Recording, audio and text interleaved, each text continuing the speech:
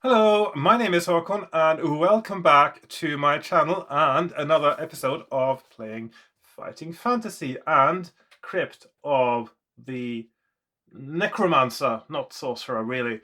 And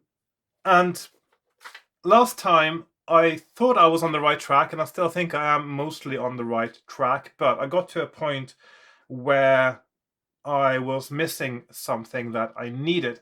And of course, this is in typical Ian Livingstone fashion. It is a relatively linear game, but you have to make sure you pick up all those so-called shopping list items that are needed to win the game. I do have a very good theory, because it is so linear now, I have a very good theory of where I need to go to get the missing item. So I'll get back to that. So the story so far in this book is that the evil necromancer Razak is, well, obviously he was causing trouble, and he got defeated, not killed. He was captured in a kind of ravine that was sealed off, and for some reason which isn't properly explained in the book, he needed to stay there for a bit longer before he actually wouldn't have a chance to come back, which doesn't really make any sense. But in any case, he escaped from his prison a little bit early, 105 instead of 110 years, something like that. I can't remember the exact numbers. And now you have to defeat him again to save the world from his evil necromancy. Yes. And this is just sort of a thing that Yastromo tells you about and casual remarks that someone should save the world. And of course, you take the hint as a brave adventurer, and you decide that, yeah, okay, I'm gonna go save the world again. All right then. Um, sorry. Yastromo tells you you need various amulets and other magical items. Otherwise, you would stand no chance of defeating Razak. And first of all, and most importantly, you need Razak's sword. Now, you would think that Razak would keep his own sword, but because he couldn't, when he focused on sorcery or necromancy, rather. At some point, he could no longer focus on also using a blade, and so he didn't need his sword anymore. I would have kept it as a souvenir, to be honest, but weirdly, he put it in a lake somewhere for safekeeping. Yes, as you do. Why don't people ever learn? Don't put swords in lakes. It only causes trouble. Anyway, so 100 and some years ago, a bloke whose name eludes me for the moment found the sword in the lake, went and defeated Razak, and then that's when he got captured the first time. Excuse me. But the sword also had a kind of curse on it, which meant that whoever wielded it would become the new custodian of the sword for eternity, pretty much. So he became himself an undead, and he had to go back to the lake again, where he would just roam forever until somebody came and took the sword. So, and this is still the sword you need to defeat Razak. So your first task in this book is to go find the sword. And we have done this, we have found the sword. And Yastromo does assure us, even though it doesn't sound that convincing, that the effects of the sword turning you into a kind of an undead eventually is something that he's working on, and he thinks he's got a plan for sorting it out. Yeah, that doesn't sound very convincing to me, but that's what he's telling you, and let's go with that. So you find the sword, and then upon returning to Yaztromo in his tower in Darkwood Forest, you find that Yaztromo has been captured by the forces of evil, and he is about to be sacrificed, but you stop them. And then you set off to find your next part of the puzzle. You need to find a, what was it called again? It was a kind of creature that had a horn that had magical properties that would help you in your quest. So, and because I've actually realized I don't enjoy the battles so much, and I know that I can go back and do the same thing over again. I've started playing this in a more of a similar fashion to how I used to play it when I was a kid, which is to presume usually that you win the battles, because the thing is, if you don't win the battle, you can go back and start over and do exactly the same, and at some point you will win the battle, and otherwise everything else will remain the same. It's not cheating, it is saving time. So that's what I will be doing most of the time. I will roll some battles, but I will possibly ignore some results if it doesn't turn out to be in my favor, because this is how I enjoy playing the book. It's a puzzle to be solved, to find the right path, to find out what to do to win the book, as it were. Right. So as to the theory of where I need to go back to, so in the beginning, there is a point where you meet a man in a quarry who makes magical rings. And the item I was missing, I believe, was a ring. It's been 2 weeks now, so I've almost forgotten the details now, but there was a kind of ring that I was missing. And the thing is that if you meet this gentleman in the quarry and you talk to him and you get to buy a ring, what you get is a ring that protects you from werewolves. And then at a later point, you meet a werewolf and you can use the ring to chase it away. Now, the issue I have with that, and what indicates to me that this might be the quarry I need to go back to, is that the ring to use against the werewolf is not essential. Now, in a book like this, of course, Ian Livingstone famously having lots of items, there are items that are useful and there are items that are essential. And useful items are sometimes red herrings. That means they are there to confuse you and make you think that that is an essential item, when in fact it's something you can do without. It is a false trail. So I think, this being a ring that I'm missing, that I need to go back there and do something else than talk to him to buy a ring. Maybe even attack him and kill him. Yes. Which, by the way, and this is something I've started noticing more and more in these fighting fantasy books, it is against the character that the book is trying to establish you as the good guy who's trying to save the world from evil, and then you end up doing technically stuff that is evil yourself. Yeah. In any case, let's just get started from there. So I'm going to take us back now to where we approach the quarry and see if that makes a difference. That is my one dominant theory now. If that doesn't pan out, I'll have to think of something else, but we'll go with that. Okay. And then I might see if I can speed things up after that to see if I can get to the point, because it is quite linear this now, so get to the point where I needed the item. So, but it's quite a long journey from the quarry to that bit, so I'll have to probably read through, or at least skim through all the paragraphs and give you an outline of what's going on. Okay, that was quite a long introduction. I do apologize. Let's just get started, shall we? Right, here we are on my desk with my book, character sheet, maps, pens, paper, dice, and a nice cup of tea as well. It's the most important thing if you want to save the world. What's with all the barking? You hear the barking? Yes. Okay. Right, so my theory was I have to go to the quarry, and I do remember now, actually it wasn't the ring I was missing at the end. What I was missing at the end of last playthrough was the head of a rod that it was needed to defeat the Gargantus Beast, apparently.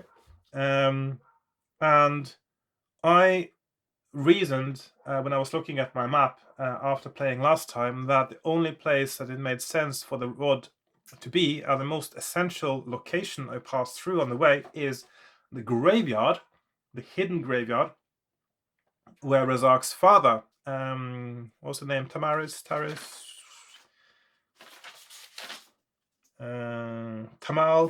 yes, Tamal's was buried, and I think that's where the rod is. But the only way to get to the rod, it seemed, was to have the ring with the skull on it.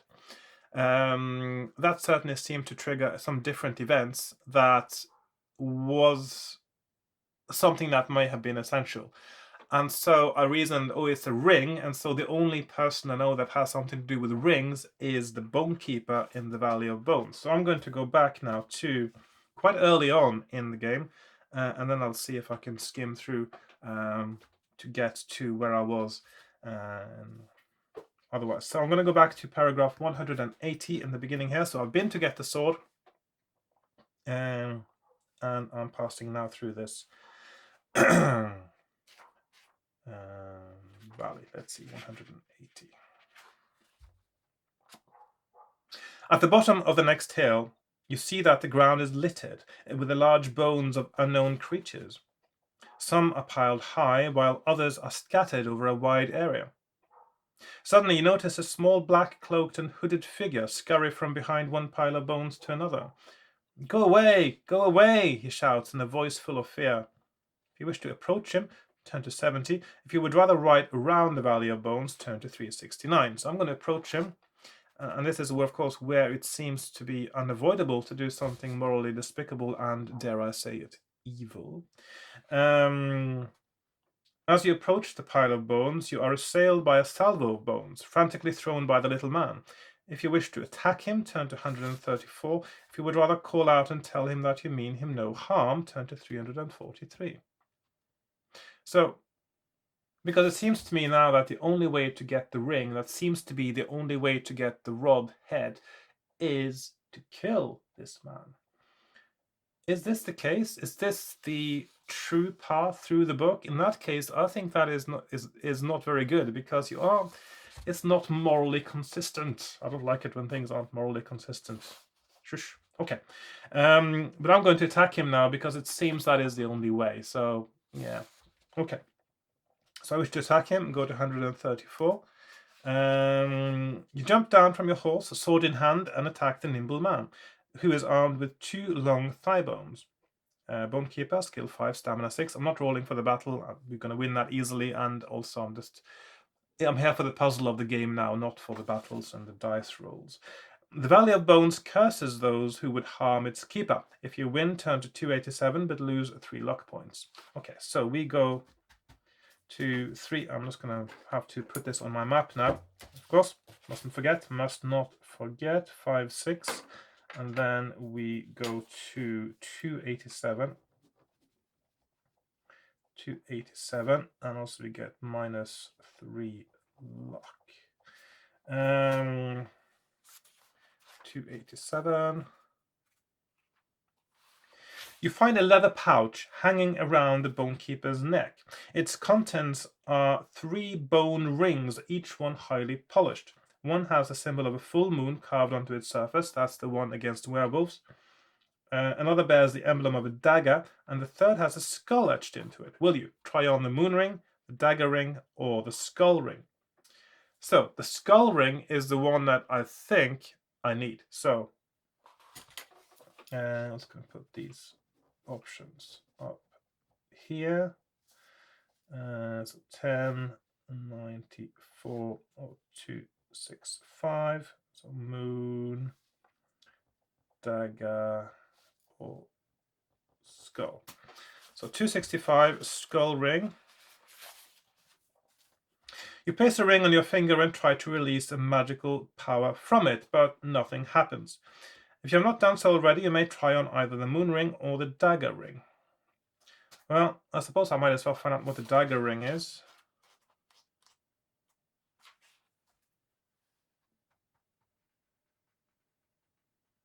That's the negative effect. After placing the ring on your finger, the hooded cloak of the Bone Keeper rises up from the ground and hovers in front of you. A dagger appears from nowhere, clutched by an invisible hand protruding from the cloak.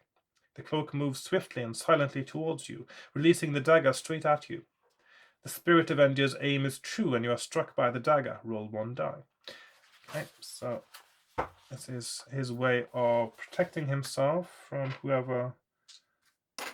Let's see what happens. 2, 2, 4, 6. The Spirit Avenger's throw is almost deadly. The dagger sinks into your shoulder only centimeters away from your heart. Lose 4 stamina points. But just as quickly as the cloak rose, it drops back to the ground and stays motionless. So, yeah. So that could actually kill you if you're unlucky. Now, Moonring. I may as well take the Moonring as well. Although technically now I wouldn't know how to use it, because you need to know. It's not enough to have the ring, you actually have to have the instructions. So that won't really make a difference, because you need to know that there's a special magic incantation that goes with it that you need to say, which gives you the paragraph number that you need to go to when you meet the werewolf. So yeah, that doesn't really work. Right, but now I have the skull ring, and then I'm just going to quickly move on a little bit here. I'm just going to go through the clues. So after that, I'm just going to quickly just look through the paragraph. Let's see what's the next one. 369 is the next one. 369, which is 369. We'll have 369 already. Okay, we'll have 369. Okay, 369.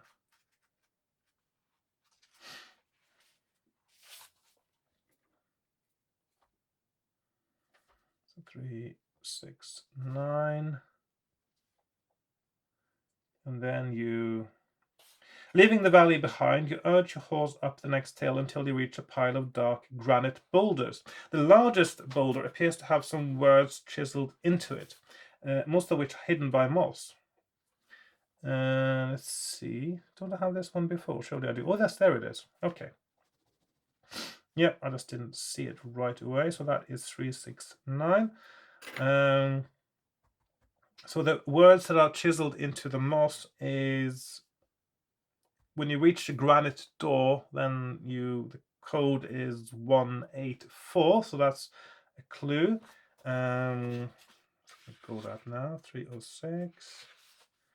To go beyond a granite door, press the numbers 184. That's the clue that is written there. So then I go on, and then it's to the hill, and then you can allow your horse to drink, which is fine. I'm just going to skip that bit, I think, and go to 116. Then you meet some goblins that you can kill. And you get some cheese and a cracked mirror. And let's see, so there's a mirror. Actually, I haven't made a note of that on this. So that's 2 gold pieces. Cheese. Mirror. Okay. You can eat the cheese, get some stamina left. I'm not keeping track of stamina right now, so I don't need to do that. Then you get to the bottom of the hill. You can see a small wood. Now this is where there's another path I haven't taken, but into the woods seems to be the right place to go. So 203. And you feel like you're in the forest, you feel like you're being watched. And then it turns out that you meet what is a sort of a strange spirit of the forest, a demon, a wood demon, that is attacking you. That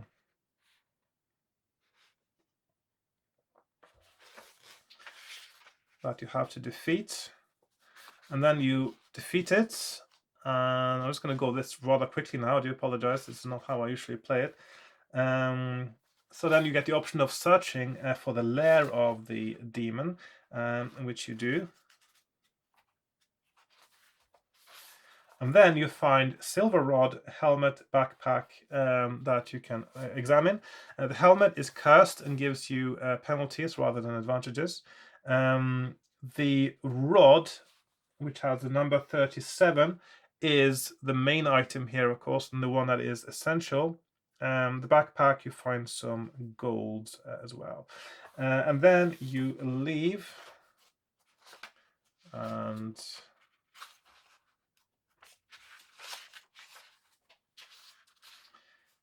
Okay, 168. Okay. Okay, so that's that part of the map done. Then you write around some mushrooms. I'm just gonna maybe no. I'm sort of presuming or hoping now that this is the right path I've taken. It seems like it is based on the things we've found. I think I should go and move on to the place where we get to the graveyard, because there's some clues on the way about Tamal. We hear about Tamal. We also meet a sort of a spirit that helps us, and if we can call on him again by going to paragraph 11. I'm just going to go back there and see what that was about, because just to see what it said. You peer into the forest but see nobody. Suddenly the voice speaks again, saying, "No, you cannot see me because I am invisible. I am a Suma, a spirit from another magical plane. The forces of chaos against you are great, and I felt it my duty to help you. Yaztromo has been kidnapped by the servants of Razak and taken from the hut into the forest to be sacrificed." So he's the one that helps you tell you about where to find Yaztromo. "Ride north from here into the forest and you will save him. A trap awaits you at the hut, which is where you've been told that you should go. This is all I can say to help you. I am allowed to help you once more, and should you need me, call out Suma 11. That's my number." So you get another clue, another thing that you can go to for a certain effect later. And then we save Yaztromo, and then we reach the graveyard. So 215. You have not ridden far into the wood when you come to a clearing.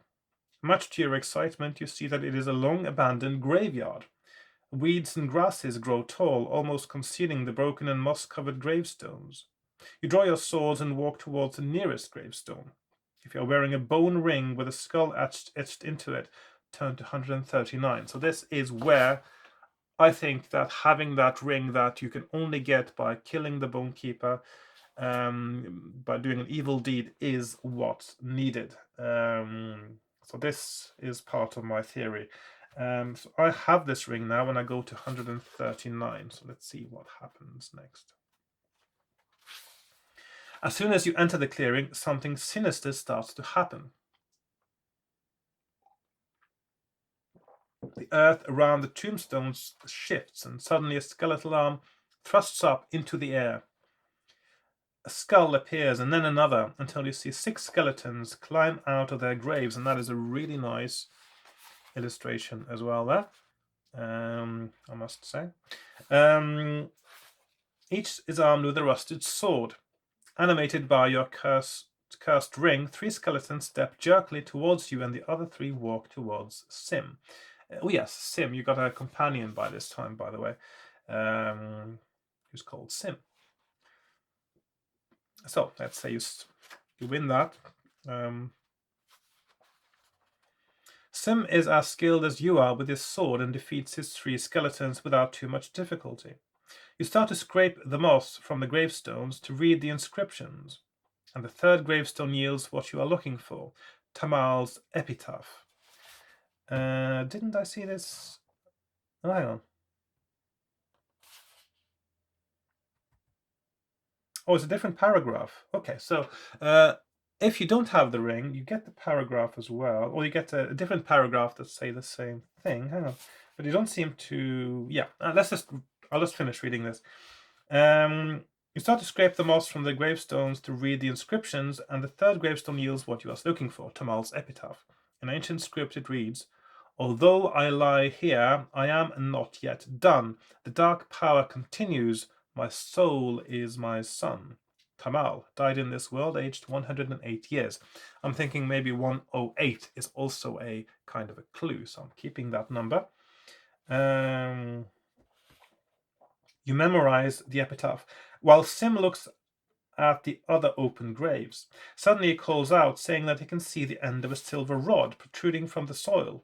You walk over to the grave to see for yourself. If you wish to pull the rod out of the grave, turn to 389. So this is where it gets interesting again. So we have, let's see, 290. So again, we get 108 as a clue. And then we have, let's see, so 239, 290, 389, which is a rod. So I want to pull the rod out of the grave, go to 389.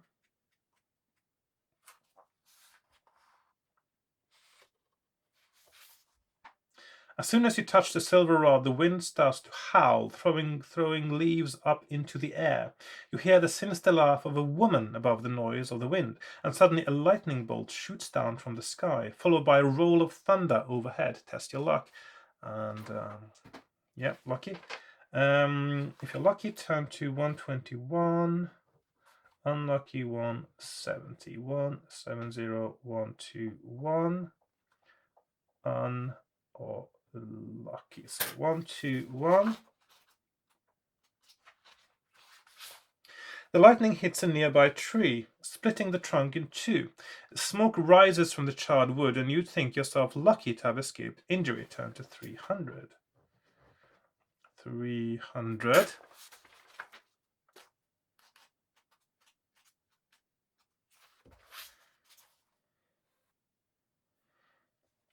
The woman's laughter drifts away on the wind, and all is calm once again. You examine the rod, which is about 1/2 meter in length, and see that there is a screw thread at one end and a solid ball at the other end with the number 13 stamped into it. You discover that the ball unscrews to reveal a piece of paper rolled up tightly inside the rod. So, okay, so we got a rod head. So a rod head 13.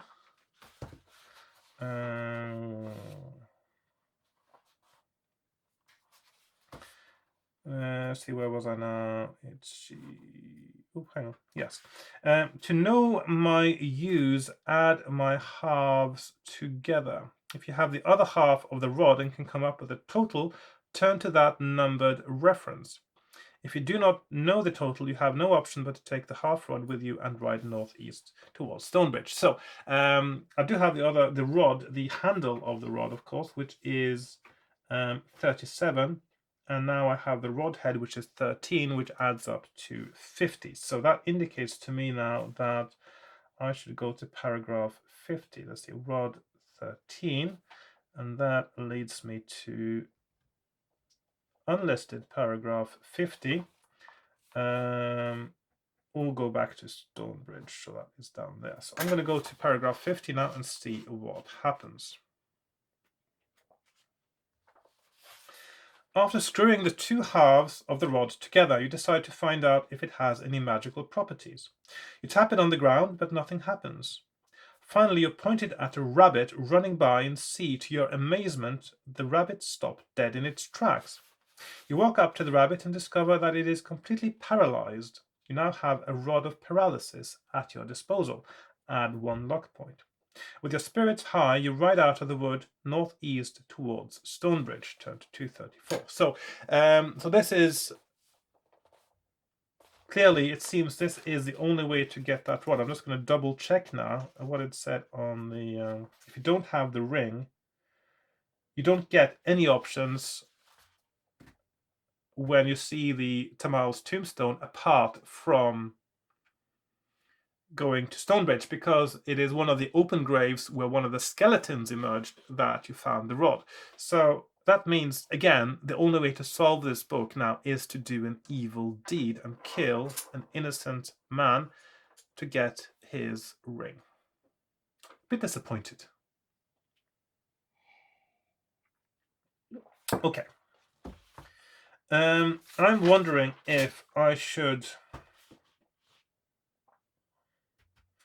skip ahead a little bit. So I find a bronze key, I find a clue, something zombie number 5. What was that again? I'll just have to have a little look there. 256. Because there's so many clues in this one, and of course if I forget them, I don't know when I can use them. Yeah, the zombies had a number 5 tattooed on them. And then we have a clue for 119. What's that? Okay.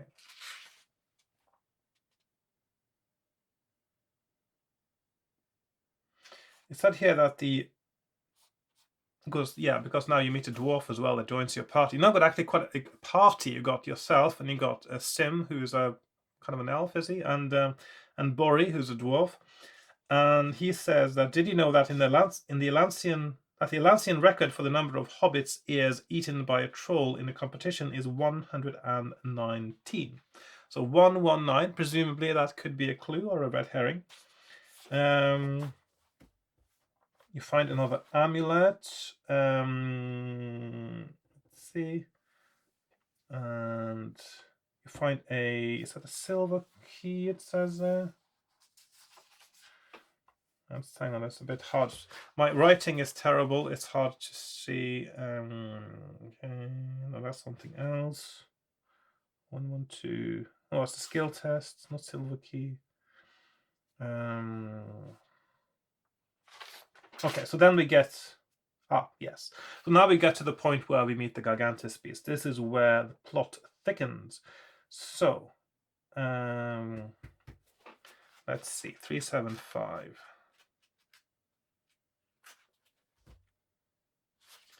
I'm going to go one before, just to lead us into what's going on. Okay, the crystal, okay, 24.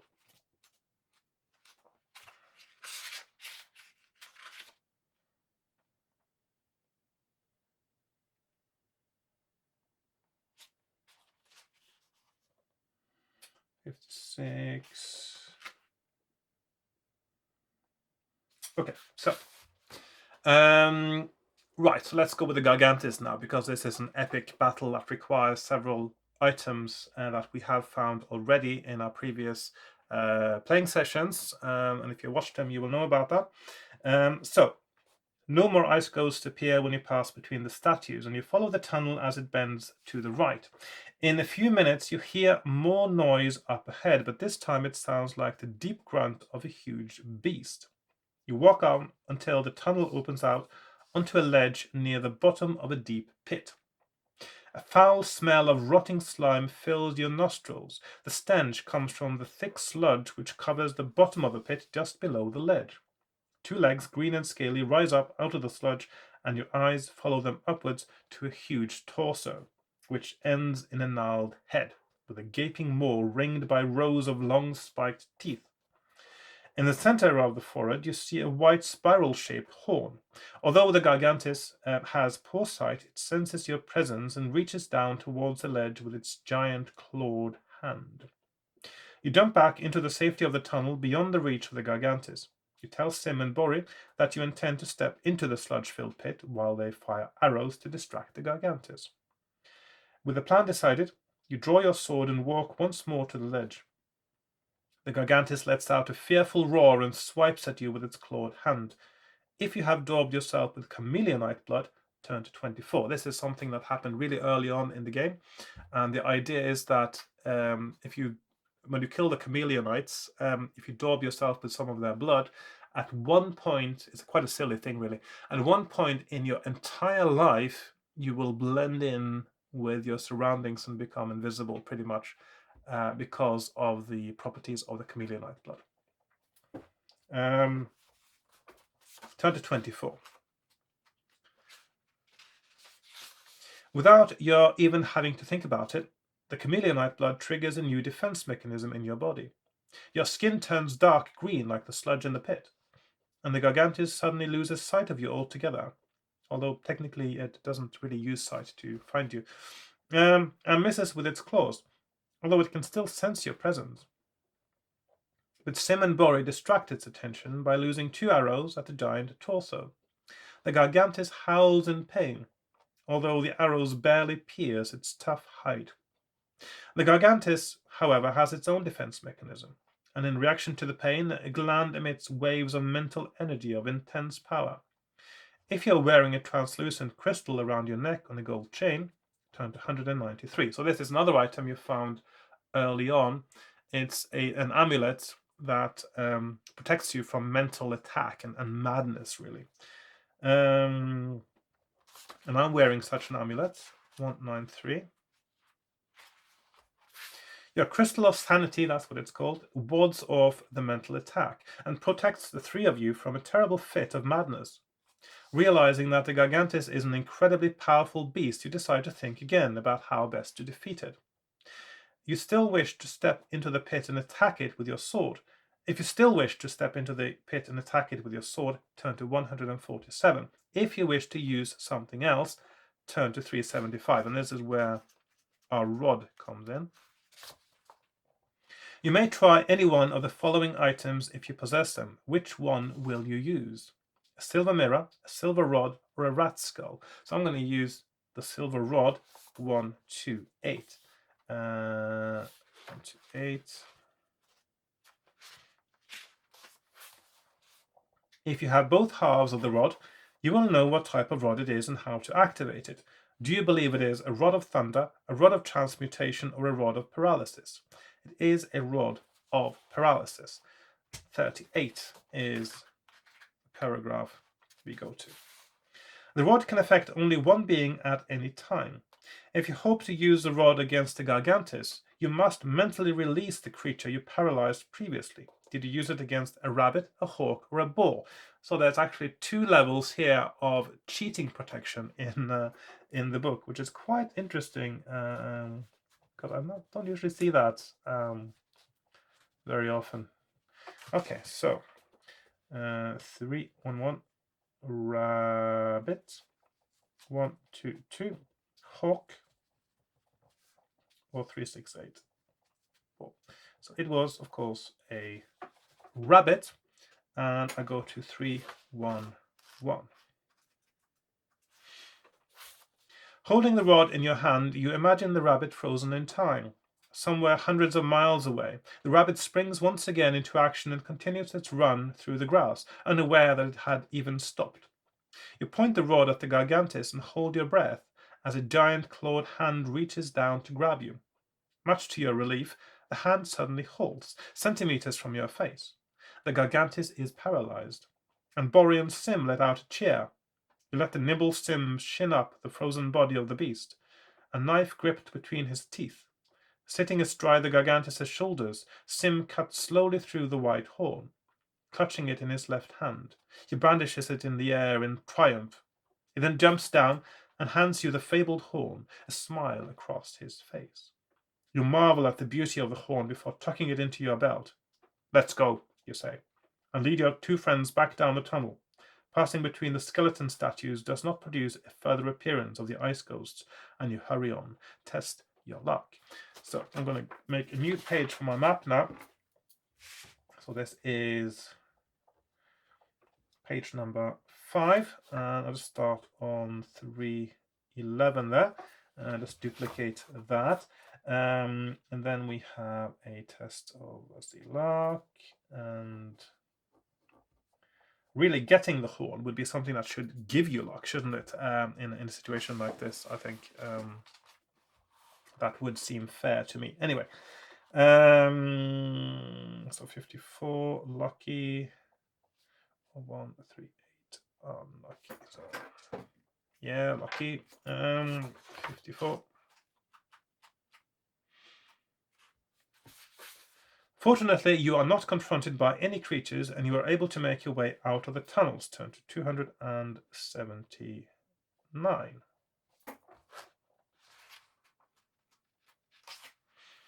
You find the balloon and basket. Yeah, that's your mode of transport, by the way. Excuse me. When you went to Stonebridge, you found a crazy person with a balloon that could take you to the western flatlands, which is where you now found the Gargantus Beast. And that's also where Bori came into the picture. He was the dwarf who was the balloon keeper, the balloon, whatever you call them, a balloon flyer, balloonist. I don't know. There must be a word for it. You find the balloon and basket where you left them and drag them out of the tunnel entrance and down the hillock. We must build a huge fire so that we can inflate the balloon with hot air, Boris says authoritatively. I'll lay out the balloon while you two gather some wood. It takes you nearly 3 hours to scour the barren plain and find enough wood to build a decent fire. But at last you are ready. Bori takes a metal pipe out of the basket, connects it to the neck of the balloon, and suspends the other end over the fire. The balloon soon fills with hot air and is nearly inflated when you suddenly see dust rising into the sky on the horizon. Horses approaching, Sim says calmly. I didn't say that calmly. Horses approaching, Sim says calmly. I hope you are nearly ready, Bori. The horses quickly come into view, and you see that there are 6, each being ridden hard by a hobgoblin. Bori orders you to untie the rope which is holding the balloon fast to a tree stump, and then climb up the rope as the balloon ascends. But the strain on the rope makes it difficult to untie, and you waste valuable seconds before deciding to cut through it with your sword. You are suddenly jolted upwards by the rope, while at the same time a hobgoblin rides underneath you and leaps out of the saddle and tries to grab your legs. Roll 2 dice. Test of skill, yeah. Let's see, so skill. Test skill. Okay, so that's 2, 5, 3 or 3, 3, 1. And that is 3, 3, 1 is fail. 2, 5, 3 is success. Okay, so I go to 2, 5, 3. The hobgoblin just misses your foot and falls to the ground with a thump. Sorry, I'm getting a bit. I think it's spring arriving. I usually get a bit mucus at this time of year in my nose. I don't have any official allergies, but certainly my nose seems to react to something that shows up in the air when it's early spring. So I don't know what that is. The hobgoblin just misses your foot and falls to the ground with a thump. To the cheers of Bori and Sim, you haul yourself up the rope and scramble into the basket. Turn to 226. So I must say I'm quite impressed with this particular battle. The one against the Gargantus now is one of the best sort of complex battles that you have in any fighting fantasy book I've played yet, because it's not just go in there and roll the dice. It is actually a sort of a roundabout battle. First, you have to make the right choice for how to approach the Gargantus. Then you have to make the right choice about how to attack it.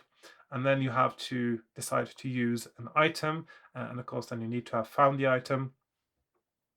And everything sort of ties together and makes it part of the narrative, rather than what I usually go on about, how a battle can be a break from the narrative. Because, okay, let's stop the narrative. You have to fight this goblin.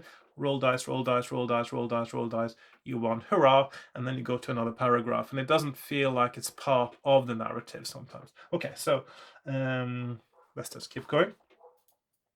Well, this is how I want battles to, when I'm writing my own game book, this is sort of how I want a battle to happen. I don't want to go in there and say, these are your stats, these are your opponent's stats, now roll dice. To me, that's not exciting. So I like this when it's done differently. Although I'm actually quite okay with the combination of different things that is done, for instance, in Citadel of Chaos for the final battle, which takes up about 70 paragraphs, I believe. And also there is the one in Seas of Blood, where you're fighting a Cyclops, and you're fighting it by making choices again rather than by rolling the dice. And of course in I do believe that's Death Trap Dungeon, one of the trial masters in Death Trap Dungeon, whom you also have to fight with a combination of dice rolls and choices. And these to me are, oh yes, and also there is one where you do more dice rolling, but there's a battle in Sword of the Samurai where you're crossing the river of blood that you see on the front cover, and it's a combination of fighting the regular way, and then you get a choice, and then you have another sort of a few more rolls of combat rolls, and then you have another choice. And also another thing in Sword of the Samurai is that the next paragraph, the victory paragraph of the battle, describes how the battle ended rather than just being, okay, here's the loot. So those ones I just mentioned, and together now with the Gargantus battle, are, as far as I can tell, the only really exciting battles in fighting fantasy where the battle becomes properly a part of the narrative. I would maybe also include from Freeway Fighter, there's a car race. And when you think about it, the car race can be seen in many ways as a kind of battle. But of course, that too is a combination of dice rolls and choices. And the combination of those is what gives you the victory of the race, which is, when you think about it, it's like a battle. It's just so those ones. So that's leaves quite a few actually, but of all the battles in Fighting Fantasy that I've seen so far, those are the only ones I can think of right now that are more exciting and that brings something else to the battle that makes it part of the narrative. Okay, I'm finished talking about that now. Where was we? 2-5, 2-5, 3, and you succeeded your skill roll. And excuse me, I need to take a sip of tea because all this talking makes me thirsty. The hobgoblin just misses your foot and falls to the ground with a thump, to the cheers of Bori and Sim. You haul yourself up the ropes and scramble into the basket. Turn to 226. Okay, 226. Now it will be exciting now because I don't know if there's anything else I've missed along the way, because most of the path now I actually haven't. I know it's quite linear, but sometimes you have this little. So there are some little bits here and there that I haven't seen. So I'm just hoping that I've made the right choices. The balloon seems to climb agonizingly slowly into the sky, and as you look over the side of the basket, you see the 6 hobgoblins who have dismounted, losing their arrows at you. Not losing, but loosing. Roll 1 die to determine the number of arrows that reach their target, blah, blah, blah. I'm not going to do that. If you're still alive, turn to 294, because if I hadn't still been alive, I would have gone back and done the same, and different things would have happened, and I would have done that until I succeeded, and it's not cheating, it is saving time. And the balloon climbs up into the sky beyond the range of the arrows. That was a close call, mutters Bori, but at least we are safe up here. Let's hope this wind keeps up to push us northwest. Feeling weary, you sit down in the basket and decide to snooze for a while, but Bori, back in his beloved balloon, is in a talkative mood and tries to keep you awake. I'm amazed at the price of things these days, he says. Do you know how much a good warhammer costs, even in a city of thieves like Port Blacksand? If you wish to continue the conversation, turn to 198. If you would rather tell him to keep quiet so that you can sleep, turn to 49. Now, Boris seems to be... he likes numbers. He's mentioning numbers. He mentioned the number of... the record for the number of hobbit ears eaten by a troll in a single hour or whatever it was, which was 119. Surely there might be other number clues in his ramblings, and so I will listen to what he has to say.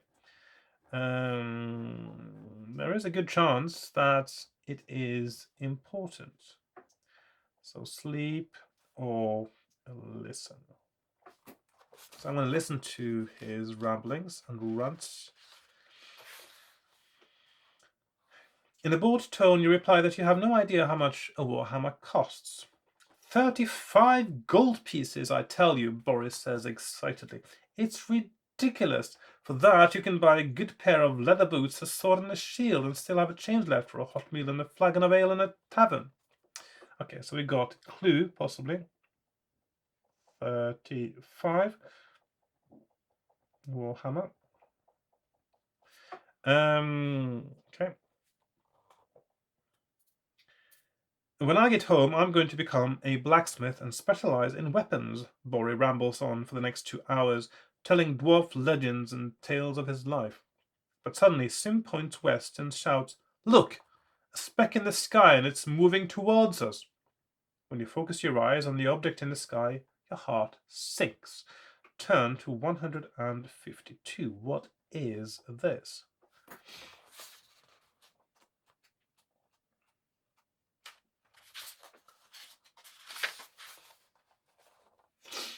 The object in the sky is a gigantic winged creature with a long neck and tail.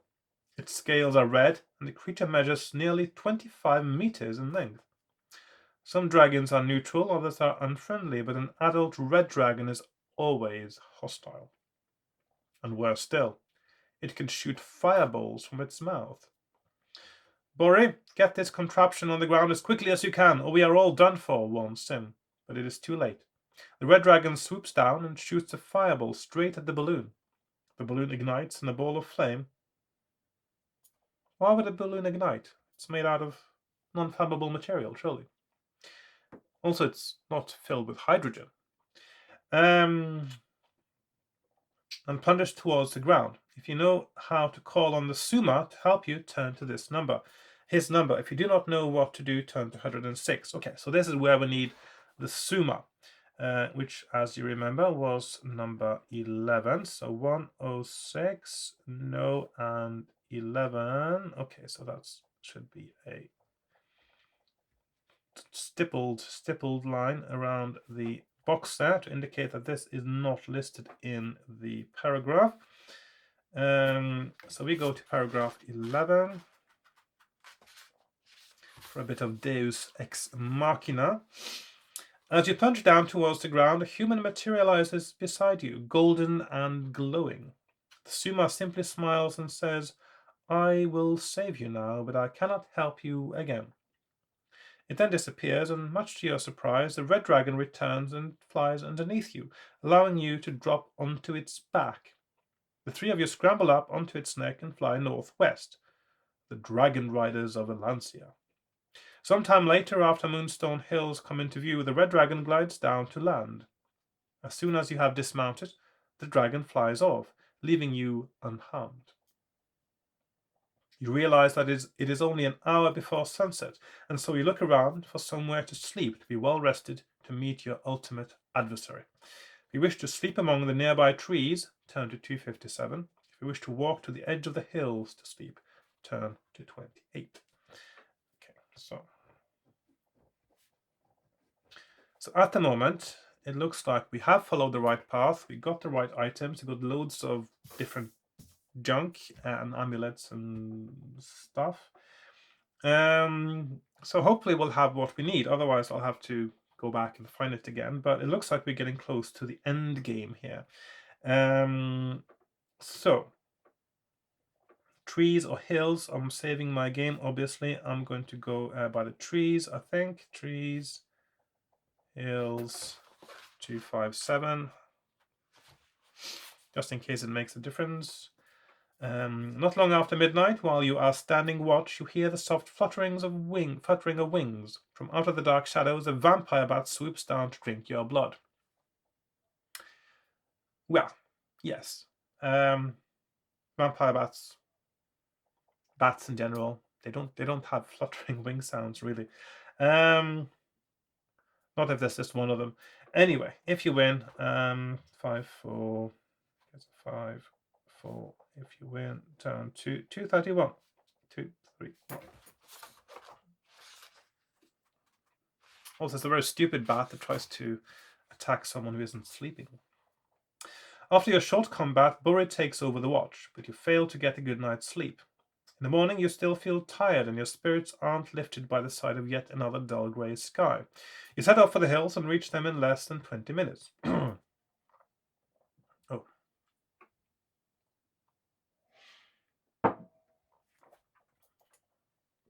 As you walk past the entrance to a small cave, you notice a robed figure following you.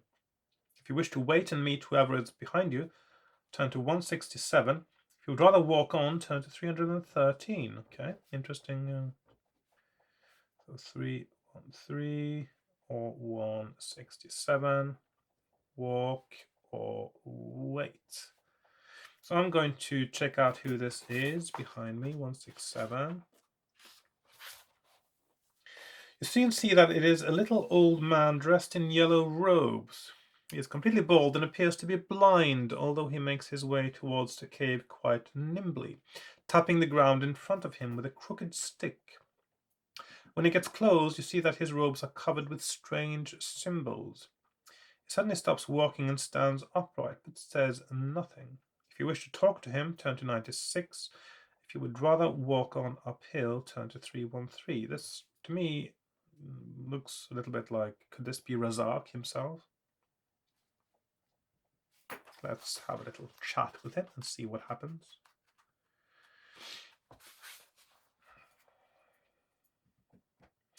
Not trusting anybody in this dangerous land, blind or not, you keep your distance from the old man and ask him where he is going. To see my old friend the healer, he replies in a soft voice.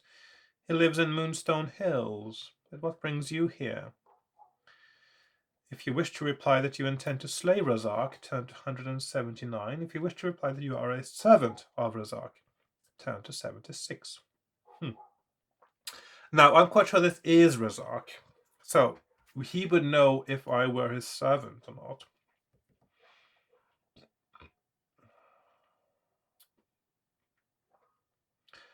And would he know that I'm there to slay him? Would saying that I'm there to slay him, would that be the best choice? Okay. Let's see.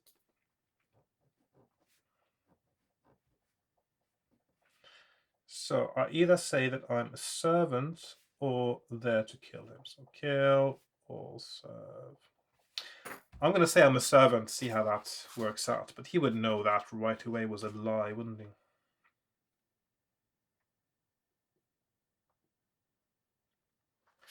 The color in the old man's cheek suddenly drains away. He turns and runs away as fast as his legs will carry him. You shout at him to stop, but he ignores your cries. Never mind, says Bori. He might just as easily have been one of Razak's followers. You must keep going. Following Sim up the hill, you can't help feeling that it was a mistake not to tell the truth. Okay. It really sounds like that was the wrong choice. So I'm going to right away just go do a do-over there and say that I want to kill Razak. Actually, once I'm going back, I could just... I might as well just say that I'm going to sleep by the hills instead, because that also looks like it may have been the right choice. Instead of sleeping by the trees. So while I'm doing a do-over, I may as well go back and do that. You reach the hills in less than 20 minutes, and soon find a small cave in which to shelter.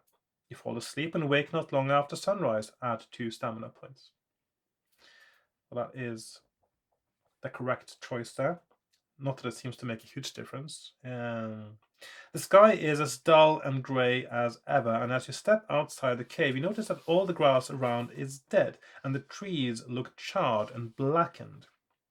It can't be far to the fissure, says Bori as he steps outside to join you, which is, of course, the fissure is where Razak was imprisoned and where he is now. He's building his strength and his army of undead.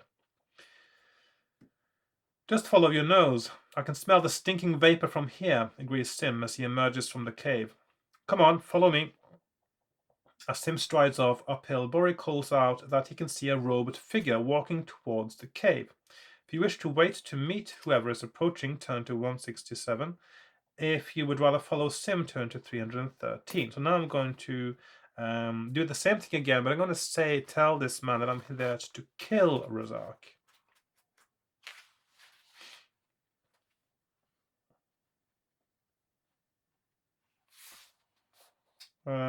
Did I write that right? 196? Oh, I must have written that wrong. Okay, hang on. Because that's a different thing. Unless there's a typo here. Most likely it's a typo on my map. 179. What did I wrote 196 instead of 179. I have no idea how that happened. Anyway, so it's 179. So I'm going to tell this guy that I'm there to kill Razak, see what happens.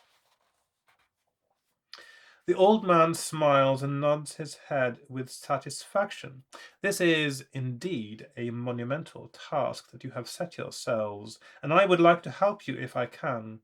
I used to have great skills as a reader of symbols and languages, but the cursed Lord Azza had my eyes put out in his dungeons under Port Blacksand. The wizard Nicodemus managed to secure my release, but now, of course, my skills are greatly diminished. But if you have anything written that you cannot understand but can read out to me, then I'll gladly help you. If you have a piece of parchment with strange writing on it, did I not have a piece of parchment with strange writing on it? I can't remember right now if I did. And the thing is, and of course my rule is, if I don't have something, I will not pretend that I do. But this is something I may have, because sometimes these things that you pick up, they're quite subtle and it's a piece of parchment and you don't know what it says kind of thing, and take it with you anyway. Okay.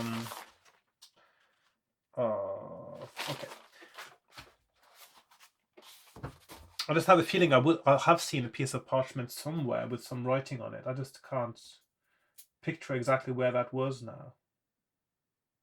You know what? I'm just going to say that I have it now, and because most likely I do. I just haven't made a note of it because I wasn't thinking about it so much. 336. If it turns out I didn't, of course, I will figure out how to get it. So, yeah. You read out the words on the parchment, but the old man soon becomes irritated by your poor pronunciation. Read out the words letter by letter, he says sharply. You do as instructed, but when you finish, the old man remains silent. Finally, he grunts in satisfaction and says, well, you have found yourselves quite a useful item. The language is Hamakeian. The Hamakei, in case you are interested, are the last remnants of a more sorcerous age. A few of them still live in desert wastelands. They are very strange creatures with withered bodies and vulture-like heads, and are kept alive well beyond their normal lifespan by arcane spells. They see themselves as scholars and are rarely drawn into conflict. So they concern themselves with protective magic, and what you have here is a magic screen against conjured animals or insects. Quite useful, really. To activate the spell, just say Hamake and call out the number on the bottom of the parchment. Ah, yes. Okay, so the parchment would have had a number on it, in which case I definitely do not have it. Because I would have made a note of anything with a number associated with it, and I do not have any parchment with a number. So that means this item is something I do not have, and that means that next time I have to find out where the missing parchment is before I try again. So 336 parchment. Let's see, I didn't finish my map properly there. Okay, so that is 336 or 195. So 195, no parchment. Or 336 parchment. Okay, so I'm going to go to 195 now because I don't have the parchment. The old man shrugs his shoulders and says, well, I'm afraid I can be of no help to you then. Goodbye and good luck. I don't know if the parchment is indeed essential, but we'll find out. So I'm going to go now with not having the parchment, of course. Goodbye and good luck.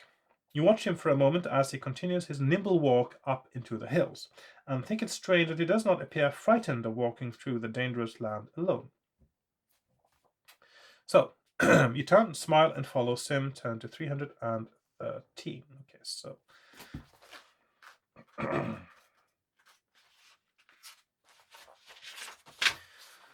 About half an hour later, you hear the battle cry of a warrior and the clash of steel coming from over the brow of the hill. If you wish to investigate, turn to 7. If you would rather walk by, turn to 162. So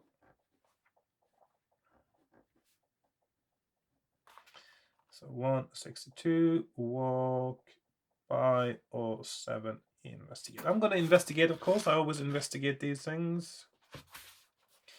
When you reach the brow of the hill, you are surprised at what you see. 3 wild elf women are attacking an adventurer who is wounded and on his knees, defending himself desperately with his sword. The elf women have filed teeth and long sharp nails and are adorned with body paint. They wield flint clubs and knives and are attacking the man ferociously. If you wish to help the adventurer, turn to 44. If you would rather leave him to his fate, turn to 162. Now, this is one of those things, isn't it? You see somebody fighting and you make assumptions about who is in the right to attack whom, and then you help the one you think is the worthy. For all we know, the adventurer here might have been trying to steal something from these women. He might have been... Why should we assume, without knowing anything else, that one of these people is evil? And which one it is? No, we shouldn't. Anyway. The way they described, of course, they are meant to look evil, so I can only presume that you will have to presume that now is this...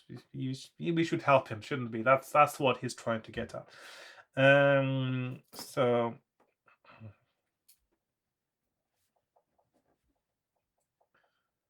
let's help him then. Okay. What's the worst that could happen? Each taking on a wild elf, you charge into battle. If you win, turn to 212. 212.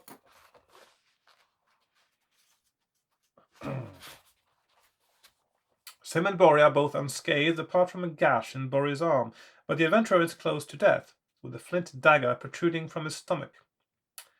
Is one of you the wielder of Razak's sword? He asks weakly. You reply that you are carrying the sword. Then my mission will be completed. I have a message for you from Yaztromo. If you slay Razak, escape from the crypt immediately, or else you will perish. Okay. The brave adventurer does not say another word and dies before you can even thank him. The knowledge that Yaztromo is still helping you, even from afar, fills you with determination, and you set off boldly once again. So, clearly then, that is the thing to do, is to go there. Okay, 162.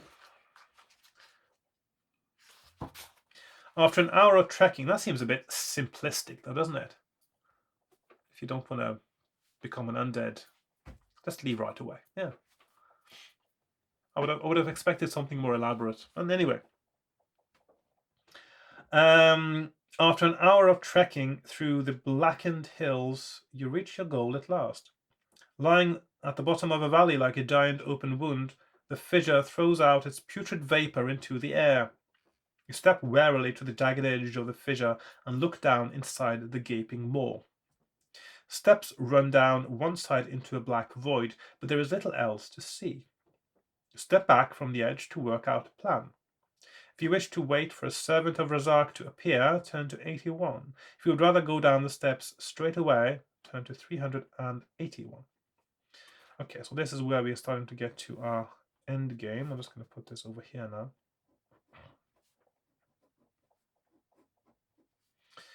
81 or 381, wait or go. So I don't know, usually in these situations you want to wait a little bit and yeah.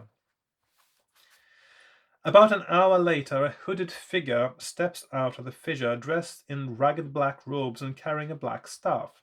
The figure looks from side to side, and you see that its head is skeletal, but has glowing red eyes. A demonic servant, you whisper. I'll take it with my sword.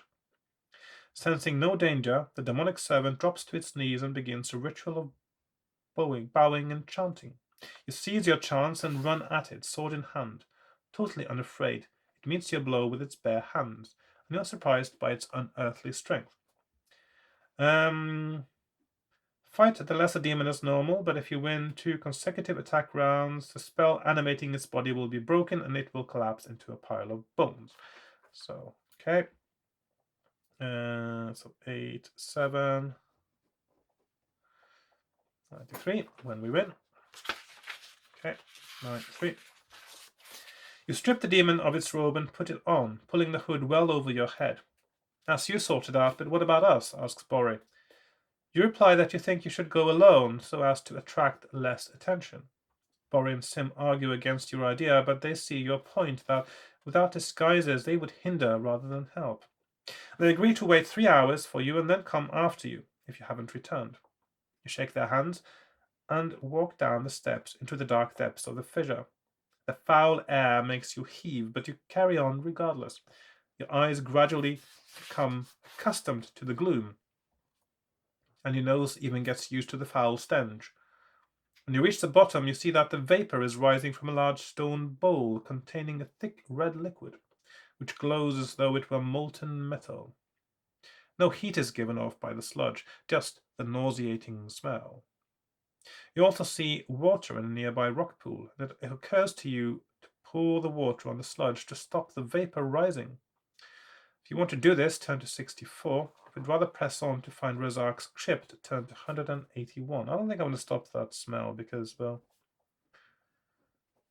surely somebody would notice.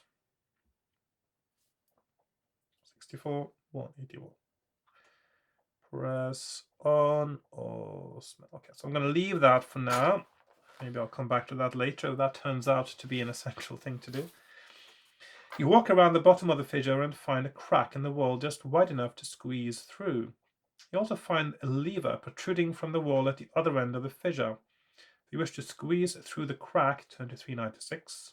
If you wish to pull down the lever, turn to 321. So, okay. I'm going to try the lever, I think. 396, 96, crack, 321. Lever. You hear an... Oh, hang on. Okay, this is an end paragraph. You hear an ominous rumbling sound above you and see fragments of rock splinter off the walls and fall to the ground. Suddenly, a huge crack opens up in the wall by the lever, and then the whole face caves in on top of you. Your quest is abruptly ended, and Razak can now bring on the dark age of Valancia without any further obstruction. The end. Okay, do not pull the lever. Okay. I think I have two options now, really, don't I? I can press on because I seem rather close now to the end, and that will give me the advantage that it will be clear, entirely clear, whether there are any other items that I miss, perhaps, in order to achieve success in this book. If it turns out the only thing I'm missing is the parchment, then okay, yeah, then so be it. Or I have a secondary option, of course, is to now end here and then try to figure out where the parchment might be, but that will be at the peril, I suppose, of there being other items that I don't have that I need as well. I think I should just go back a step now and go through the crack so I can get to the end game proper, which will allow me now to see what might be missing. So I'm doing another do-over thing from a save game, or basically starting over and doing exactly the same and ending up in the same place, saving time, not cheating. So I'm going to go through the crack, 396. Okay. Pushing and hauling yourself through the crack, you eventually step out into a large empty chamber. 2 black candles give off a dim light, and you notice that it is extremely cold.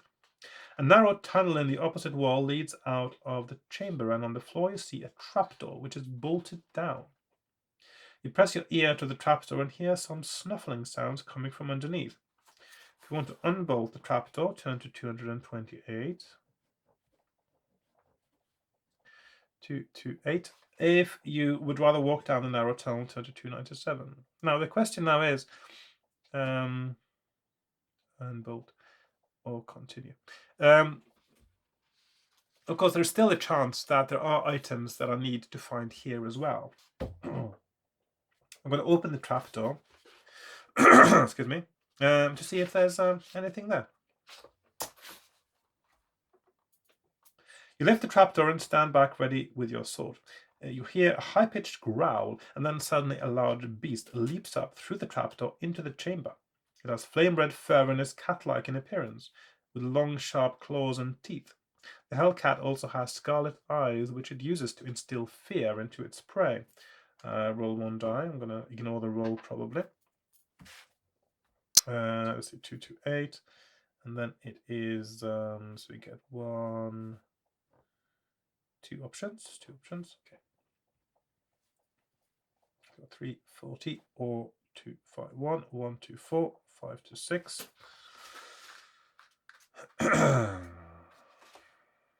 You somehow managed to survive the mental attack, blotting out the fear in your mind. I suppose maybe my amulet would have worked against that too. Anyway, you scream at the top of your voice to aid your concentration and step forward to attack the hellcat.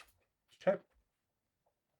8-8, and then you win and go to 31. And it sounds, well, my voice sounds like I need to drink some more. I finished my tea. Please drink some water.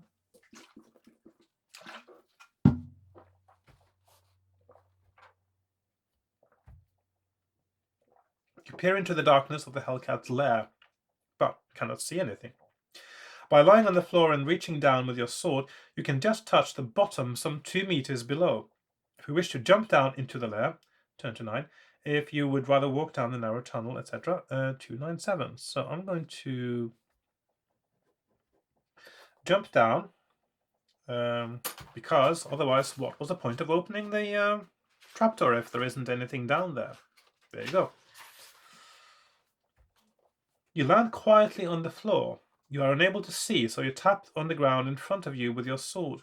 You discover that the lair is very small and is empty apart from a metal object you find on the floor. But you are unable to work out what it is by touch. If you wish to take the metal object with you when you climb out of the lair, turn to 130.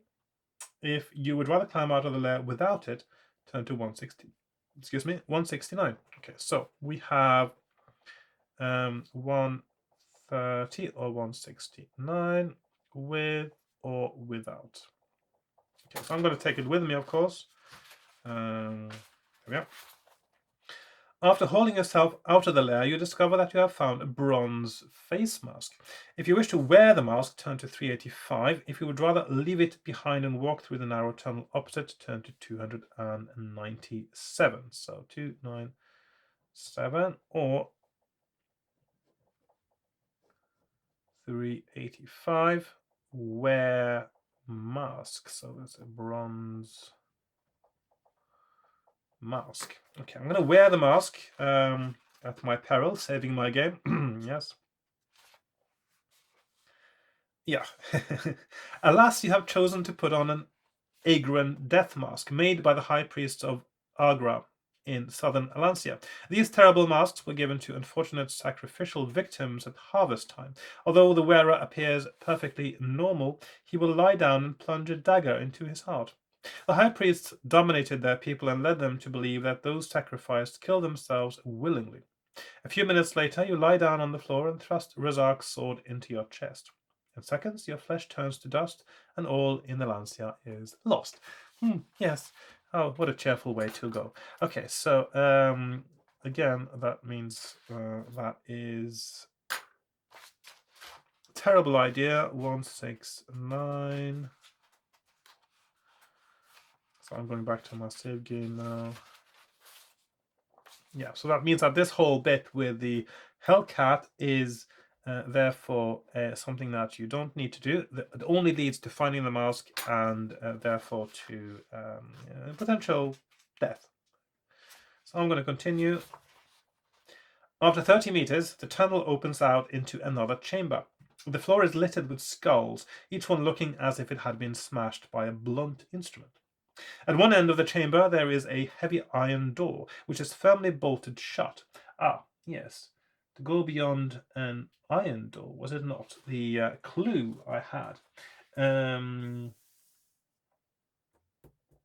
No, granite door. was the one I had, not iron door. I do have some keys though. Let's see. As you approach, you hear a dull thumping on the door. At the other end of the chamber, you see an archway which has a surround sculpted with demons and serpents. If you wish to unbolt the door, turn to 115. If you would rather walk through the archway and into the tunnel beyond, turn to 264. So I'm inclined, of course, to open the door to find out what's going on here.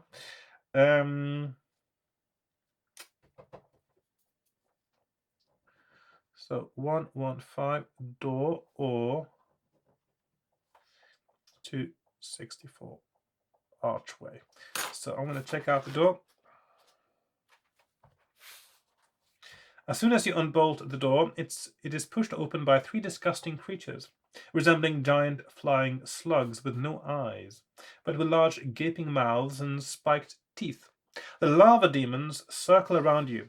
Suddenly they stop and hover above your head.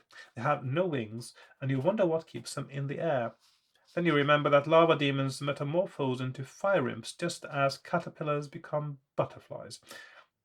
Yeah, that doesn't logically make them fly, but there you go. As the first lava imp swoops in to attack you, you suddenly laugh at yourself for thinking of butterflies at such an inappropriate moment. That's quite fun writing there. Okay, there should be more of that in Fighting Fantasy, I think. Thoughts, not just what's going on around you. If you win, go to 309. Let's see, 309.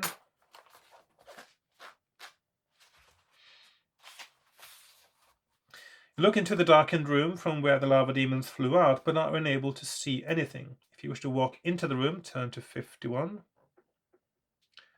Maybe it's area 51. There we are. If you would rather walk through the archway and into the tunnel beyond, turn to 264. So I'm going to check out this room now. 51, where are we? Yes. And that's another death as well. Groping around in the dark, you find that the room is very small and completely empty. You turn to walk out into the chamber when suddenly the door slams shut. You hear the bolts sliding home and somebody laughing. You hammer on the door with your fists, but to no avail. You are trapped in total darkness. You sit down on the cold floor and wait in the hope that Bori and Sim might rescue you. Indeed, they do come after you, but meet an untimely end in the tunnel. As the hours pass, you can only contemplate death by starvation and the doom that now awaits Alansia. Oh, the joys. Okay, so again, that's something that you shouldn't be doing.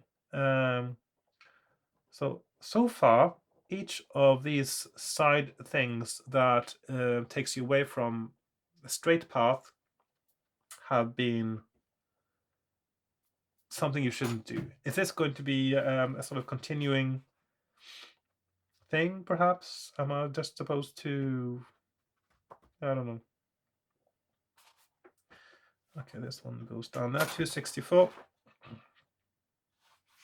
Oh, this one goes down there, doesn't it? Okay, 264.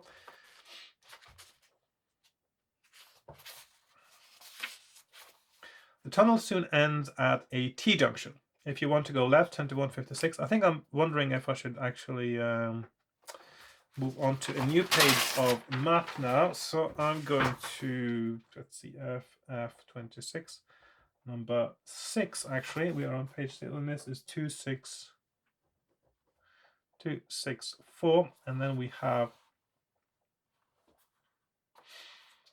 left and right, 199. Okay, so 199 and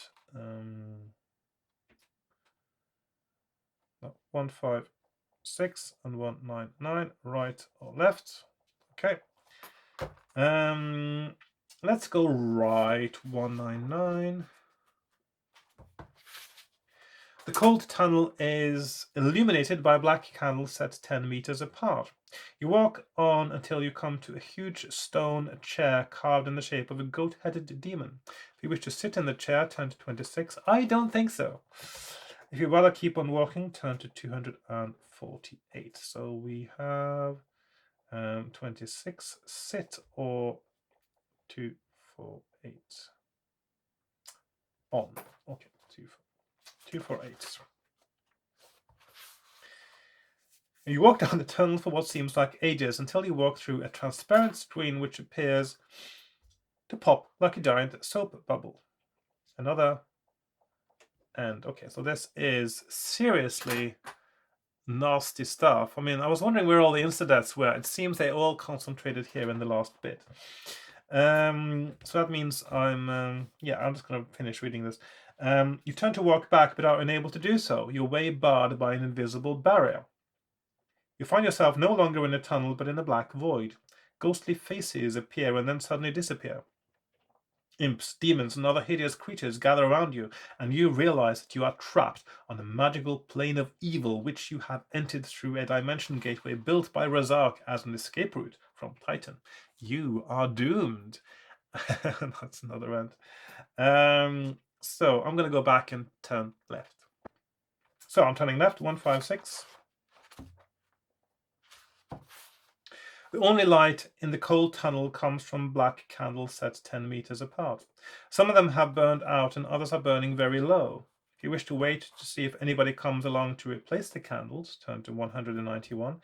If you'd rather keep walking, turn to 217. Now, actually, I'm quite curious because in all these fantasy and also in lots of films and TV series and stuff, it's sort of all over the place. There are torches and candles and lanterns and stuff, but you never see anyone actually going around and lighting them and replacing them, and sometimes it seems extremely wasteful. So somebody must be replacing the candles. 191, wait, or 217, walk. So I'm going to wait and see. After waiting 10 minutes, you hear the dull clanking sound of chains being pulled along the stone floor. Soon you see the outline of a figure approaching from the T-junction. When it passes the light of a candle, you see that its clothes are hanging in rags and its pallid skin is scarred and peeling. Its feet are chained together and it seems to labor with the effort of walking. You realize that the figure is a zombie, no doubt in the service of Razak. It stops 10 meters in front of you to put a new candle in an empty holder. If you wish to attack the zombie, turn to 101. If you wish to creep away and continue down the tunnel, turn to 217. I'm going to attack the zombie. 101.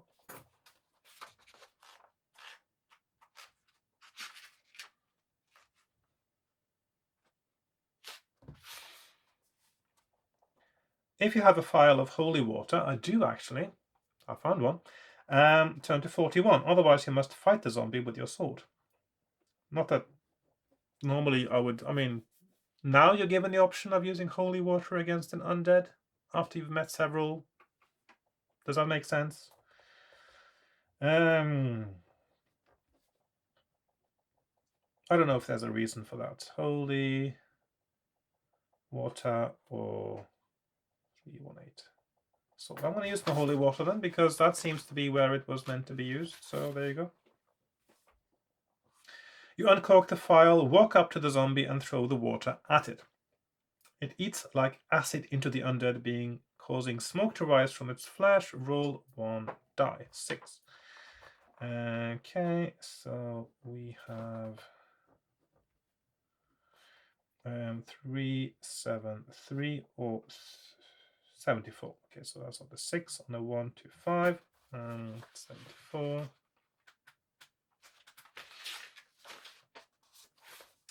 The zombie slumps to the floor and does not move. You search quickly through its rags and find nothing of interest apart from 5 black candles.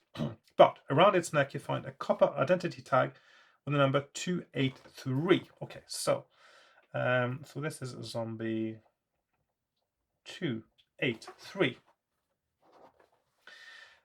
You remove the tag and hang it around your own neck on its rusted chain. If you still wish to keep walking down this branch of the tunnel, turn to 217.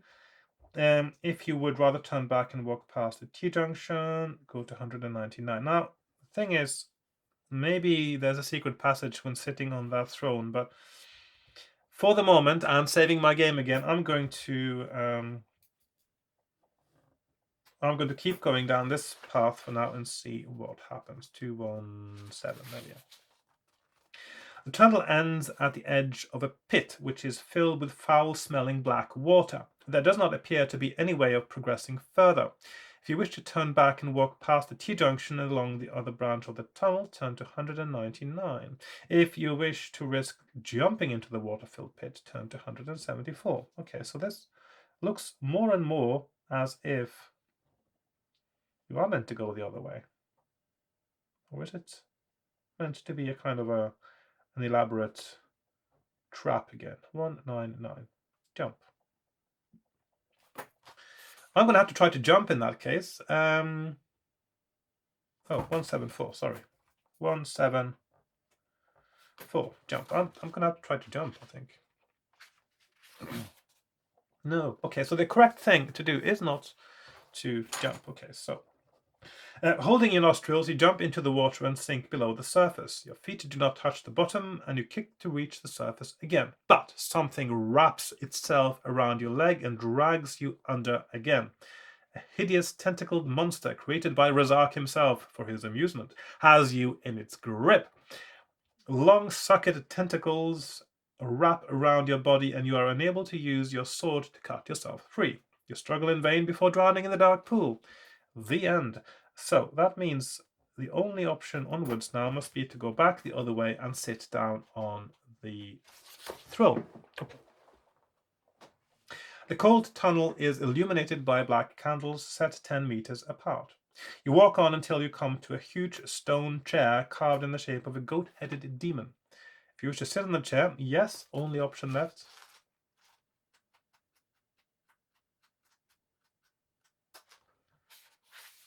As soon as you sit in the chair, iron bars shoot out of the arms and across your lap, making it impossible to move. A hissing voice comes from the mouth above your head saying, "What is your number?" If you're wearing an identity tag, turn to the number stamped on it. Aha. Okay, so. And I'm thinking maybe, I'm just curious now, maybe you don't get the identity tag if you don't have holy water. I'm just wondering what happens if... Yeah, you do get the identity tag as well, actually. So the holy water was not needed in this case. Okay. What is your identity tag? So that is 3283. So I am going to unreferenced paragraph 283 in that case. Another option, of course, which would be another end paragraph, I'm sure, is to not have an identity tag at this point. So 283.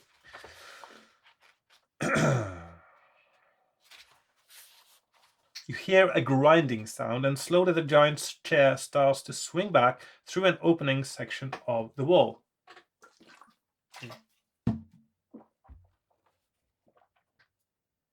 The bars holding you into the chair slide back, and you are able to stand up in the large room in which you find yourself.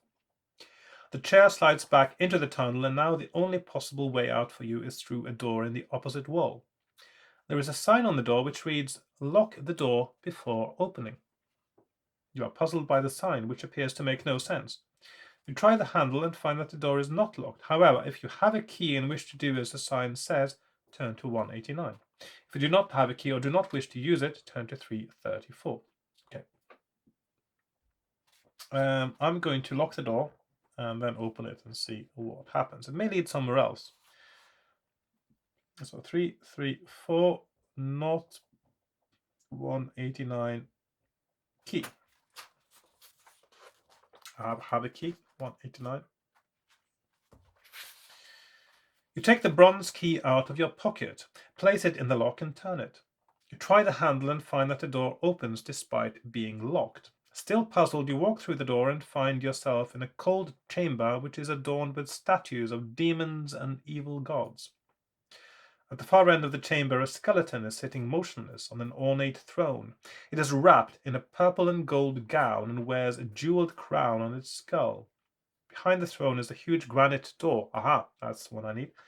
Suddenly, the jaw of the skeleton moves, and in a deep voice it says, "I am Ungoth, Skeleton Lord, Master of Knowledge, Guardian of the Crypt of the Necromancer." Not Sorcerer, Necromancer. That's what I've been telling you.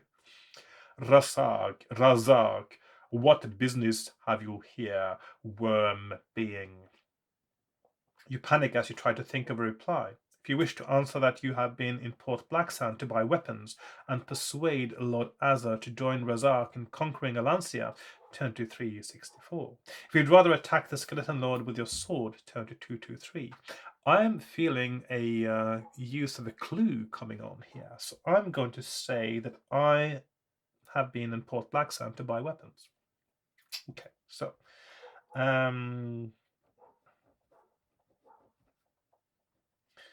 so 223 attack or 364 lie. Yes, got it lie. 364.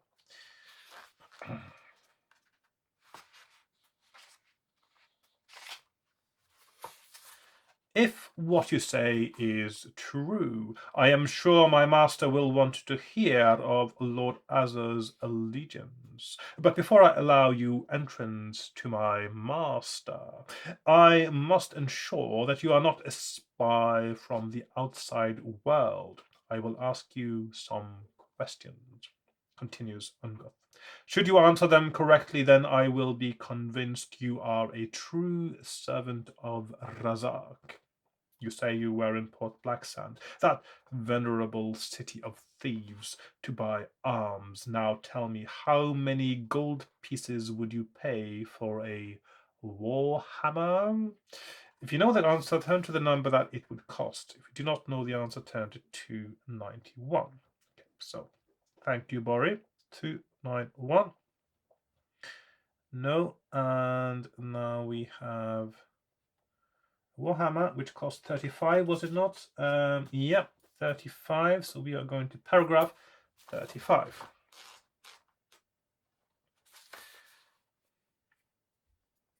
Yes, Port Blacksand is a city of thieves, continues Ungoth. You breathe a sigh of relief and prepare yourself for the next question. As you know, Razak has already secured the support of all the trolls of Alancia. Our friends, the trolls, have some peculiar habits, the most ridiculous of which is their delight in eating hobbits' ears, especially in a competition. What is the record for the most eaten at once? That was 119, I believe. So again, we have two options here. We do not know, 303, or we have our secret option 119. Thank you again, Bori.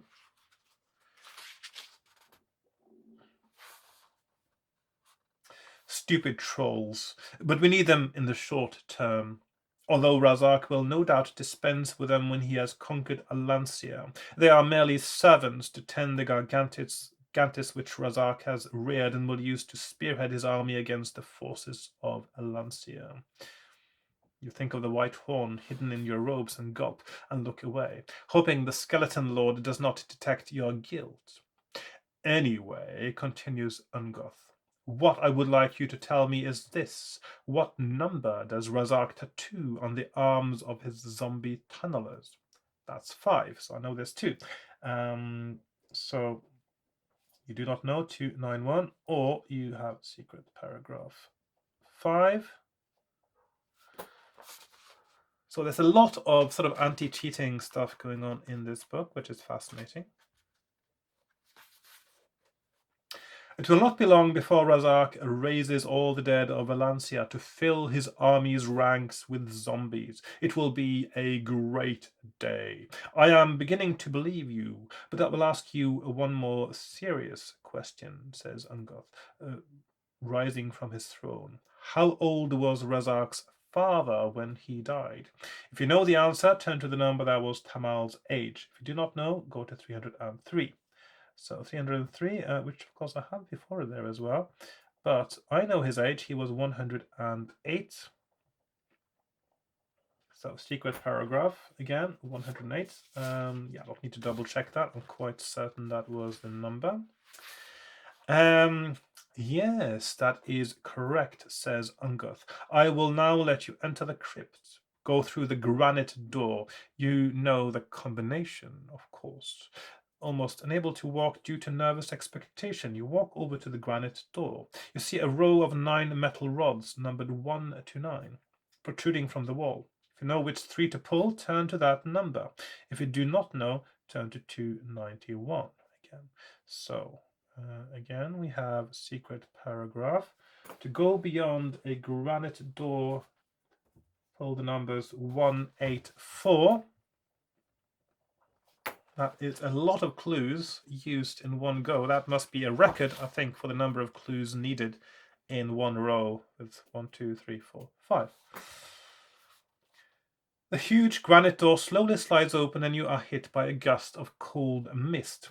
You see the outline of a figure shrouded in the mist and walk forward to meet it. If you're wearing a bronze talisman around your neck in the shape of a horned demon, I am. If you're not wearing a talisman, turn to 276. Okay, so we are wearing a talisman. 1, 2, 5.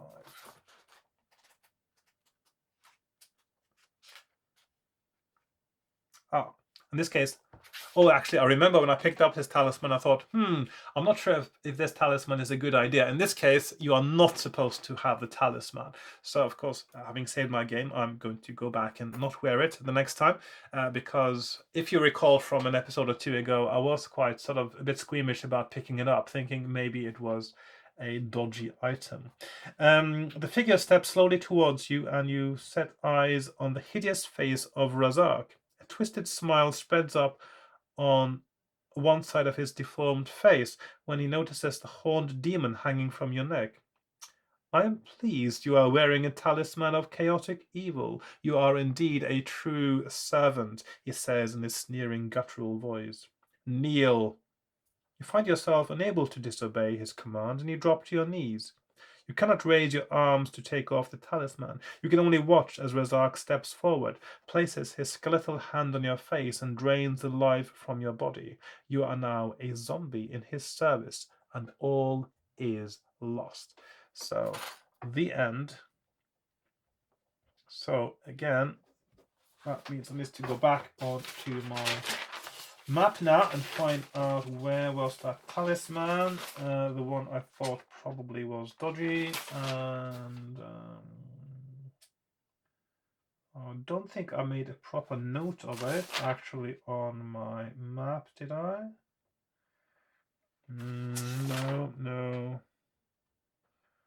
No. But Ponsky amulet, okay. No, that's not the one.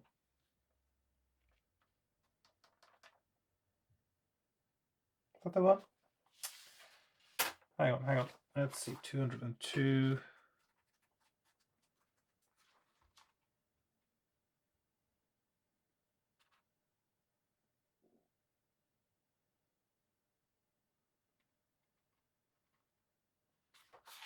Is that the right? I don't think that's the right one. I think that's another one. No, that's another one. It doesn't seem I made a proper note of where I found that amulet, but I was a bit unsure about it, and I was right. That is something that you're not supposed to have. So I'm going to go to 276 now. I'm going to go do all the same things again, but not picking up that amulet, and here we go. The figure steps slowly towards you, and then through the mist you see that it is your old friend, the great wizard Yastromo.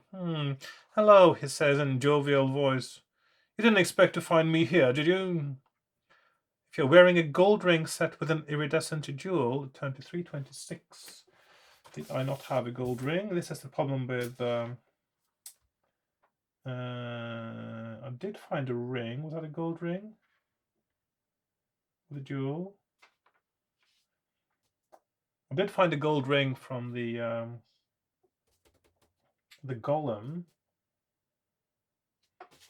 I'll see if I can find the reference to see if that's the right description of the ring.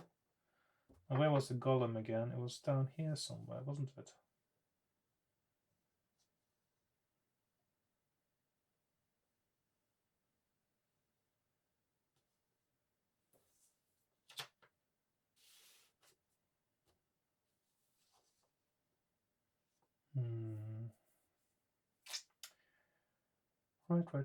Right.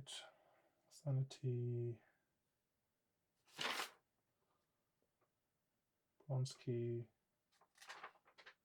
I'm not sure where that was. Hang on, I'll see if I can find the golem now, because it is essential for me to know whether it's the right ring or not. 362.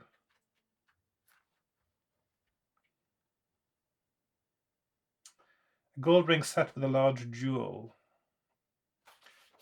Okay, 102. There's a strange iridescence given off by the jewel. Okay, so that is the right ring. That's the one that you get when you defeat the golem. That is the correct ring. So if you are wearing a gold ring set with an iridescent jewel, turn to 326. If you're not wearing it, turn to 164. Okay, so 164, 164, not, and 326. Golem's ring. I'm just going to put that there to make that absolutely clear. So I'm going to go 326. Although you did not know it, the jewel in your ring is known as the Seeing Eye. It's where I will see through all illusions, even if cast by the most powerful magic. Slowly the features of Yastromo disappear to reveal the hideous figure of Razak in his true form. His body is grotesque, with a large domed insect-like back which curves up to his oversized head. One arm trails on the floor while the other is withered and stunted. One eye bulges from its socket and a twisted smile warps the left of his deformed face. Red veins pulsate on his bald skull, and you have never felt so repulsed in all your life. I knew you were an outsider, he sneers. I can feel your presence of my sword hidden in your robes, but you are out of your depth, worm. Suddenly he points his stunted arm at you, and a fireball shoots out from his scrawny fingertip, straight at you. If you have inhaled the smoke from inside the smashed globe, turn to 351. If you have not inhaled the magic smoke, turn to 259. Okay. Let's see. This is so convoluted with all the things you need to have done, the shopping list and the clues and things. Let's see. Oh, hang on, there we are. So it's smoke 351, smoke 259. No, that rings a bell again. I'm quite sure I have inhaled the smoke from a globe at some point. Do you remember that? I'm quite sure I've done that. So I'm going to go, I'm quite sure that happened at some point. So I'm going to go with 351, the smoke. I'm presuming that is the correct thing, yeah. You detect surprise on Razak's face as the ball of fire veers away from your body. He releases another fireball, but it too veers away. Realizing that you have protection from fire, he starts to mumble words which you do not comprehend. Immediately his fingertips are crawling with giant bloated insects which swarm towards you as if Razak were holding the end of a massive pulsating cone. If you possess a Hamakean parchment, you should use it now by calling on the Hamake and turning to the number on the parchments. If you do not possess a parchment, turn to 242. So this is where the parchment is what's needed. And that might actually be the only thing now that stands between me and victory over this book. So I'm perhaps a bit tempted. The thing is now, if I do another episode of this now, I will have to just find out where the parchment is, and otherwise I would do exactly the same as now. So I do have another option that I will take, and that is I will take a little break now and find out where the parchment is, and then continue this video so that I don't have to repeat myself on the next episode, and I will start a new book on the next episode. Hang on. So that is that's not the right way to do it. This is a dotted reference there. 242. Just to see what happens if you don't have the parchment. Is you die. Well, pretty much. But I'm going to take a little break now, and when I come back from my break, hopefully I will know where the parchment is, and I will do the end game. Okay? See you then. Right, I am back. I figured out where I need to go. Okay, so To take you back a little bit, first you find the sword, Razak's sword, but as you're getting away from the area where the sword is up in the hills, first you meet a centaur, and then you get attacked by a hill giant. And the hill giant is throwing rocks at you, and there is a chance that you can just evade it and actually just go away from the hill giant. But what you need to do is to attack the hill giant. I'm just going to go through that now quickly. So the hill giant bellows in anger and reaches for his wooden club to swipe you off your horse. And then you attack the hill giant and you win and go to 282. And then it says, the hill giant's possessions amount to 1 gold piece and a copper bracelet. It occurs to you that the giant's cave cannot be too far away if he claimed to own the valley. Will you try on the copper bracelet, search for the giant's cave, or ride west along the valley? So you want to search for the cave. That's 241. You ride up and down the valley, scouring the hillside for the giant's cave. And of course, this is where actually I was misremembering. I hadn't actually broken the globe that gave you protection from fire either. So actually the parchment and the globe are both actually part of this encounter. So after about half an hour, you find the entrance hidden behind a cluster of bushes. After tying your horse to one of the bushes, you step warily into the caves. The hill giant may not have lived alone. 2 torches mounted on the rough stone walls light the cave and enable you to survey the giant's lair. A pile of straw at the back seems to have been the giant's bed, and there is also a rough wooden table on the ground. On the ground around the table lies an ominous pile of human bones. Behind the table you see a wooden chest, and in an alcove you find a strange glass globe which contains swirling smoke. Will you open the chest, break the globe, or leave the cave without the globe? So I'm going to break the globe. 367. The noise of the shattering glass echoes loudly in the cave when the globe hits the wall and fragments. The smoke quickly fills the cave, but you do not have any difficulty in breathing. In fact, the smoke is magical and will now make you immune to any attack by fire. Add 1 luck point. You may now either open the chest, so that's 80. So the thing is, with the globe and the smoke and stuff, I think I was thinking of something that happened in another book, actually. So I'm just mixing it up in my head a little bit. As soon as you touch the lid of the chest, you hear the sound of scurrying feet coming from inside. A scratching sound like that made by a rodent. If you still wish to lift the lid, yeah. You lift the lid of the chest with the tip of your sword and stand back. 2 large black rats immediately jump out of the chest and run towards you. One swipe of your sword cleaves the first in 2, but the second claws its way quickly up your leg. If you are wearing armor, turn to 192. If your legs are not protected, turn to 312. I think I'm wearing armor at this point. Let's see.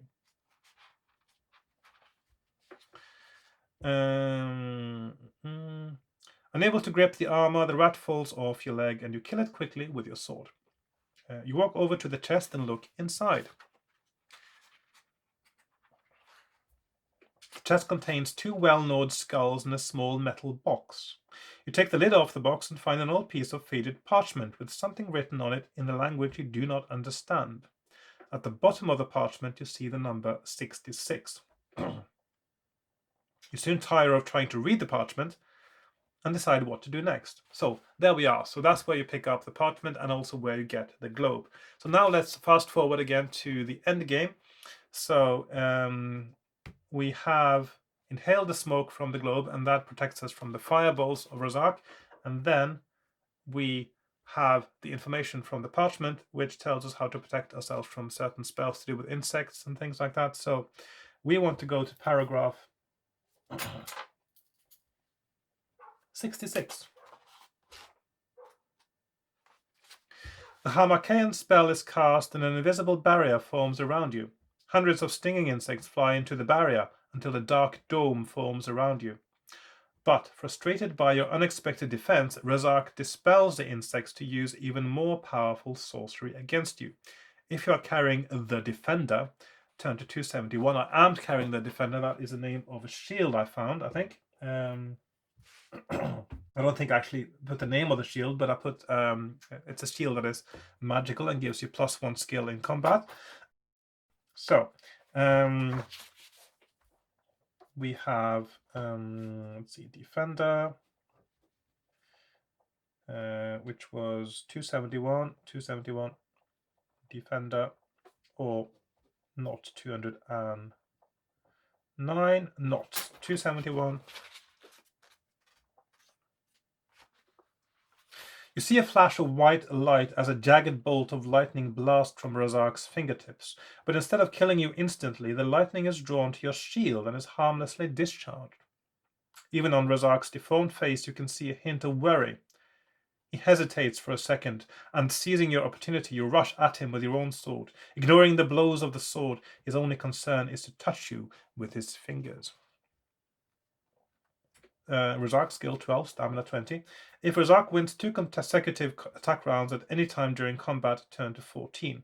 If you win without losing 2 consecutive attack rounds, turn to 84. So now I'm just going to presume I do that because, again, this is not the fun part. And of course, but I'm going to see what happens if he touches you. If that leads you to lose, I think that explains part of why this game is so difficult, because the chances of his winning 2 attack rounds is actually quite big. And yes, if he touches you, you turn into a zombie again. So that means that